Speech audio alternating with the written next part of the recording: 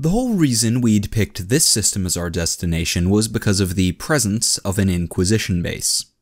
We'd expected them to be able to help sort things out if, as had apparently happened, word of our innocence hadn't reached the system yet. Okay, it wasn't like they ran the local navy. They were just a small Ordos Hereticus outpost. There were probably a few buildings full of adepts who kept track of things, a handful of stormtroopers who hung out waiting for the next emergency, and maybe one or two local inquisitors if they weren't off purging heretics in another system at the moment. Size aside though, they should have noticed half the ships in the system moving out at once, taken an interest, and been forwarded our messages. In the end, we put it down to massive incompetence. This wasn't a very good explanation, but the only other one we could think of was that some shadowy cabal of astropaths was secretly controlling half the sector via careful manipulation of information, which was just silly. Seriously, who ever heard of a bunch of astropaths secretly controlling everything? They were all nuttier than squirrel poo, and prone to randomly exploding. The argument about whether the idiot running everything was the person currently running the Inquisition base, or someone in the local navy who was stonewalling them for some arbitrary reason, was getting rather spirited when it was brought to an end by the arrival of the Occurrence Border's navigator. The tall and cadaverous man stalked in, probably attracted by all the shouting just a few rooms away from his sanctum, and informed us that we were all blunt-minded idiots. No one but Amy took much offense at this. In our experience, this was just the navigator's way of saying hello, and we all waited to hear why we were a bunch of borderline retards. It turned out that what was happening was obvious, and he could have told us it would have happened if we'd thought to ask him. That statement right there is a classic example of why no one likes navigators. Our ship had just popped out of the warp at an odd location, positively reeked with warp taint, and had a powerful, unrestrained Tyranid psychic signature emanating from it. The Occurrence Border was a textbook example of a gene stealer-infested ship looking to infiltrate a system. There was a short argument between the navigator and Tink about whether the zoanthrope was unrestrained or not. Tink ultimately lost because if the bug was properly restrained, we wouldn't have been up to our asses in ghost Tyranids for the last few weeks. But the navigator did eventually amend his statement to partially restrained by a bunch of incompetents, heretics, and Xenos. Anyway, the rest of us acknowledged that this was as good an explanation as any, since excessive paranoia seemed a bit more likely than plain incompetence where the Inquisition was concerned, and asked if the navigator had any ideas how to deal with such a situation. He suggested that we got the hell out of the system before we were all killed, and make sure our next stop was somewhere where we personally knew people in power who could smooth things out for us. This suggestion did not go over well with Doc, Tink, or anyone else, really. In the end, despite all the complaining, Sarge and the captain decided to follow the navigator's advice. Doc's statement that Gravis would not survive another serious warp journey with the zoanthrope was noted, as was Tink's list of things in the cells that desperately needed replacement parts to continue functioning correctly. But those were future problems, and the incoming ships were very current ones. Once that critical decision was made, the entire mob relocated to a map room, where most of us just complained and made unhelpful suggestions while Sarge, the captain, and our adepts tried to find a suitable destination. To our surprise, we actually knew a fair number of people who could be of help to us. There was Inquisitor Oak, of course, as well as a few of our former interrogators, an overweight cross-dressing xenophile, the Rupert, and a few tech priests of various ranks. On top of that, the captain and adepts were able to supply a few Navy officers and Inquisition contacts. Amy grudgingly admitted her mother would help if she was asked. And Nubby said he knew a guy who was technically a planetary governor. The problem was that most of these people tended to move around a lot, and the ones who didn't weren't anywhere near our end of the Ultima Segmentum. Even without all the complications of making a long warp journey with Gravis and the Zoanthrope, we just didn't have enough fuel to reach any of them.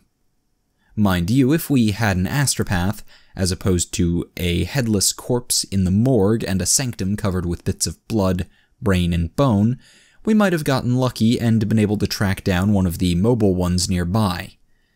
But in that case, we could have just sent a message asking our boss to sort all this stuff out for us. After we examined the map and determined that no one helpful was within our 4-day travel range, the captain raised some less savory options. The discussion turned to what was or wasn't piracy, and whether any of the nearby systems were too small to have naval defenses or astropaths, but developed enough to have a supply of fuel. Sarge began to zone out as he imagined just how unpleasant his post-mission interview with the Inquisitor was going to be, and then he overheard Tink pestering the navigator. Tink asked if it was possible to coast in the warp like fuel-conscious ships did in normal space, and thereby extend our range enough to reach the nearest guaranteed friendly system, which was, unfortunately, the one inhabited by Nubby's Guy. The navigator made some sneering remarks about a blunt's inability to truly understand the shifting nature of the warp, and admitted that yes, you could trade time for fuel up to a certain point. As the rest of us checked whether this would allow us to reach anyone who hadn't been described as like a planetary governor, but without the actual planet, and maybe a little bit more slavery, Sarge thought back to our original travel plans. He asked the navigator whether we could stretch 4 days of fuel to reach a destination a week and a half away, specifically the Ordos Xenos research facility that had ordered the Zoanthrope. He got a flat no. That would have been the end of it right there, and things might have turned out very differently. But the Cogitator Adept was listening in, and simultaneously responded with a maybe.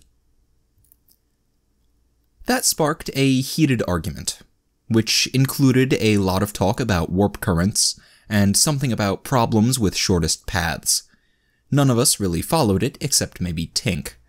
But the no and maybe slowly turned into probably assuming fuel efficiency is static, the currents are where the map says they are, there are no storms, and we can survive 3 more weeks of warp travel. Well, there was a little bit more debate than that, but Sarge had made up his mind.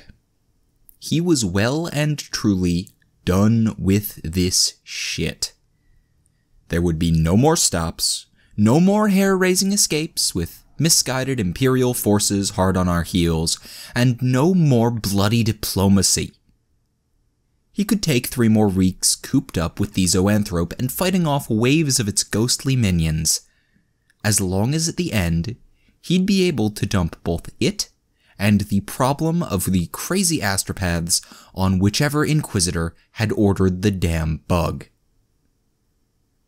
This decision met a certain amount of resistance, primarily from Doc, Tink, and the Captain, who were tremendously worried about Gravis, the cells, and the very real chance of running out of fuel short of our destination respectively.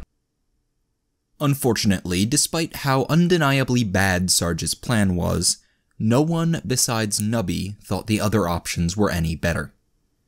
And anyway, we were Guardsmen, and Sarge was in command. Once he'd made his decision, all we could really do was complain and try to figure out how to make his plan work.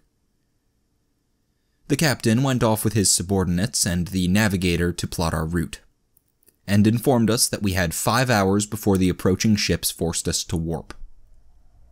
Tink and Jim immediately ran down to the cells and began frantically working with Theo to overhaul all the stuff they'd originally been planning to replace.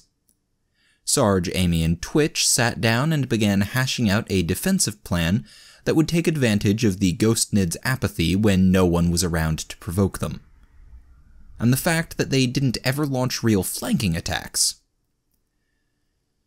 Nubby dragged Fumbles off to help him relocate several of his stashes to areas that wouldn't be overrun when the shitstorm resumed. Doc carefully examined Gravis's condition, evaluated his chances of keeping the Marine alive for 3 more weeks of warp travel, spent a while locked in the bathroom alternately screaming and crying, and then decided something drastic needed to be done. Doc made his way down to the psyker containment cells, but thankfully didn't go with his first idea, which had been to just kill the zoanthrope and hoped Oak and his research buddy would be in a good mood when they found out. Instead, he poked his nose into the small, currently unused side rooms that had originally been used to hold captive psyker children, and checked if any of the undersized stasis beds had been left over after Tink and Theo had combined a few into one big enough to hold the zoanthrope. He had a moment of panic when all the cells, except for the one packed with debris, were empty. But when he asked Theo what had happened, the little Xenos explained that they'd pulled them all out during the project, and the leftovers were just in a closet somewhere. Doc knew the inevitable fate of expensive pieces of equipment that got left in unmonitored closets, so he skipped the scavenger hunt and just calmed Nubby to ask which one of his stashes the stasis beds had wound up in. Nubby wasn't keen to part with his loot, but eventually came around to Doc's way of thinking when the medic started explaining all the horrible things that would happen to him if Gravis died. One of the 5 leftover stasis beds was hauled up to the med bay, where Doc and Valerie spent several minutes trying to figure out how to fit the upper half of a 3-meter-tall killing machine into a stasis bed for children aged 3 to 12. It was obvious from the start that Gravis's armor and life support machinery wouldn't fit, but it was quickly established that even without those, he was still far too large. In the end, Doc was forced to admit that the only way it would work was if they removed Gravis's arms, shoulders, and a good portion of his sides. Sister Valerie did not approve of this course of action. There was a short argument between Doc and his girlfriend over whether being slowly hacked apart with a diamond-edged bone saw while struggling to fight off an alien biotoxin was guaranteed to be fatal or not. Nubby, who'd tagged along in hopes of getting his loot back, decided to be helpful at this point, and suggested that Gravis didn't need to be cut up before going into the bed, as the stasis field could take care of it for them. He was in the middle of rather gleefully recounting what had happened to a cargo servitor that had been caught half in a field during Tink and Theo's experiments on combining stasis units, when Doc realized the obvious solution to the problem. A few minutes later, Doc was down in the cells, screaming at Tink to stop messing around with the psi suppressors and get to work combining the 5 leftover stasis beds into one large enough to hold Gravis. Tink was pretty sure that his current task was a little more important, though, so there was a bit of an argument, and things quickly devolved to the point where Doc was holding the techie up by the collar and shaking him. Jim stepped in at that point and applied a few thousand volts of enforced calmness to Doc's lower back. He explained to the twitching medic that his request had been noted, but building the stasis unit would take a few days, and would therefore have to be worked into a schedule between critical maintenance on the cells. Doc was in no position to argue with Jim, or walk for that matter, so he accepted the Cogboy's promise that it would be a top priority, and was dragged back to the medbay by Nubby and Fumbles. He felt slightly better when Sister Valerie called him a genius and promised to kiss him later when she wasn't covered in bodily fluids. 2 hours later, we sent out a final message to everyone in the system, which was pretty much a detailed list of why they were all idiots and/or assholes, and disappeared into the warp before the approaching ships could follow us. All you could really say for the first few days of that warp journey was that they went better than the last few of our previous ones. For starters, our worst-case scenario, for conservative values of worst, hadn't come true. The ghost NIDs hadn't popped back into existence in the same places they'd been when we dewarped. Our brief stint in normal space had reset their counter or whatever, and the bugs were only appearing in the tainted areas. though at a rate significantly higher than they had before. Spawn rate aside, though, our defensive situation was much better than it had been, and the cells were in pretty good condition too. Thanks to the heroic repair efforts of Tink, Jim, and Theo, the psi suppressors took the strain of entering the warp without failing, and the devices seemed to be functioning better than they had before.